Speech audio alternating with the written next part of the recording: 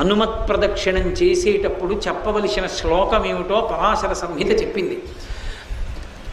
ఆయన దగ్గరికి వెళ్ళినప్పుడు ఆంజనేయం మహావీరం బ్రహ్మ విష్ణు శివాత్మకం తరుణార్క ప్రభం శాంతం ఆంజనేయం నమామ్యహం అంటూ తిరగాలి.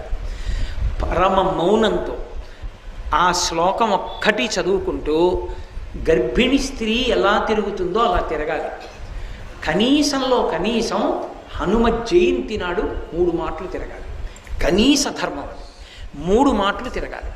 3 మాటలు తిరిగేటప్పుడు ప్రతిసారి తిరిగి వచ్చి ఒక చోట ఆగి శ్లోకం చెప్పి మళ్ళీ తిరగాలి ప్రదక్షిణంగా. అలా 3 మాటలు తిరిగితే, అందుకే నేను మీతో పరమ సత్యం చెప్తున్నానని జ్ఞాపకం పెట్టుకోండి. ఎంత ఉద్వేగభరితమైన పరిస్థితుల్లో, ఎంత కష్టంలో ఉండనివ్వండి, హనుమత్ ప్రదక్షిణాలు చేస్తే మనస్సుకి శాంతి కలుగుతుంది.